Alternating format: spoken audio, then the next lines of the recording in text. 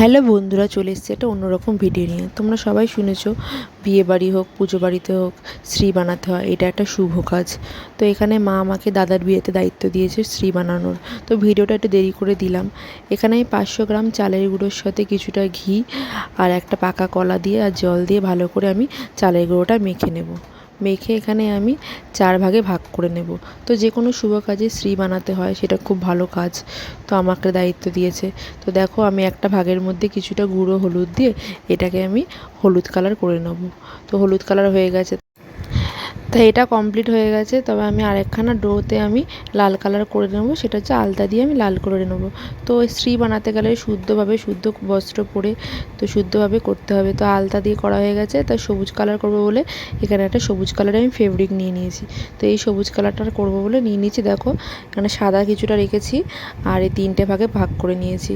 করার পর এই সাদা যে অংশটা, এটা দিয়ে আমি কিছুটা মন্দিরের চূড়ার মতো করে নেব, মুকুটের মতো।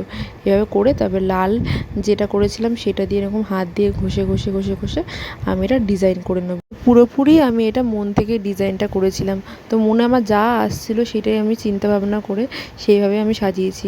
তো দেখো, আমি একটার পর একটা ধাপে ধাপে কীভাবে লাগিয়েছি কালার দিয়ে। তো এটা কিছুটা জল ফল দিয়ে আমি দিচ্ছিলাম, কেন যাতে না ফেটে যায় চালের গুঁড়ো। তো মেখে রাখার পরে না করলে ফেটে যায়। তো এভাবে আমি দেখো জল দিয়ে লাগিয়ে দেবো। দেখো ডিজাইনভাবে করেছি, আমি পুরোটাই মন থেকে আমি ডিজাইন করেছি যে কীভাবে করব। তো একটু আলাদা করতে চেয়েছিলাম। তো এইভাবে আমি দেখো একটা কাঠি দিয়ে, ধূপকাঠির কাঠি দিয়ে আমি এবার পাতার মতো ডিজাইন করে নিয়েছি। প্রত্যেকটা পাতা যেগুলো করেছি, একটু সবুজ পাতা, কিছুটা হলুদ পাতা, এভাবে সেটা আমি জল দিয়ে পিছনে লাগিয়ে দিয়েছি। জল না দিলে এটা কী বলো তো, ফেটে যাবে, খুলে যাওয়ার চান্স থাকে।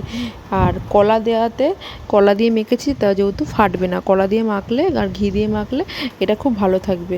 তো দেখো, কিছুটা আমার কমপ্লিট হয়ে গেছে। আর বন্ধুরা, তোমরা কারা কারা এরকম অনুষ্ঠানে শ্রী বানিয়েছো আমাকে অবশ্যই কমেন্ট করে জানিও। আমার তো এইসব হাতের কাজ করতে খুব ভালো লাগে। তো দেখো, আমার শ্রীটা কিছুটা কমপ্লিট হয়ে গেছে। আমাকে অবশ্যই কমেন্ট করে জানিও। আর ভিডিওটা একটু সময় করে দেখো। আমি এটা নিজের মন থেকে সাজিয়েছি। অবশ্যই আমাকে কমেন্ট করে জানিও কেমন লাগলো তোমাদের। আর অবশ্যই ভিডিওটা পুরোপুরি দেখো। আর আমি শ্রীটা বানিয়েছিলাম দাদার বিয়ের আগের দিন সন্ধেবেলা, যেদিন আর কি গঙ্গা নিমন্ত্রণ করতে যায়। তো খুব তাড়াহুড়োর মধ্যে সন্ধেবেলা আমি এটা বানিয়েছিলাম। আগে থেকে এটা বানিয়ে রাখা যাবে না। তো দেখো, তাড়াহুড়োর মধ্যে তাড়াহুড়ো ছিল, সেই মুহূর্তে আমি শ্রীটা বানিয়েছিলাম। তো দেখো, এইভাবে আমি ফুলের মতো করে সাজিয়ে নেব, একটার উপর একটা কালার দিয়ে। তো যা ইচ্ছা ছিল মনে, সেই রকমভাবে আমি সাজিয়েছি। বন্ধুরা দেখো, আমার শ্রী পুরোপুরি কমপ্লিট হয়ে গেছে, আর কিছু বাকি নেই। আমি এইভাবে ডিজাইনটা করেছি, এইরকমভাবে মনের মতো করে আমি সাজিয়ে নিয়েছি। এরপর আমি এখানে দিয়ে দেবো কিছুটা সর্ষের তেল শ্রীয়ের মধ্যে। সর্ষের তেল দিলে চালের গুঁড়োটা আর ফাটবে না, শ্রীটা সুন্দর দেখাবে। এ দেখো, বিয়ের 4 দিন পরের ভিডিও। আর 4 দিন পরে দেখো, আমার শ্রী এখনও ঠিকঠাকই আছে।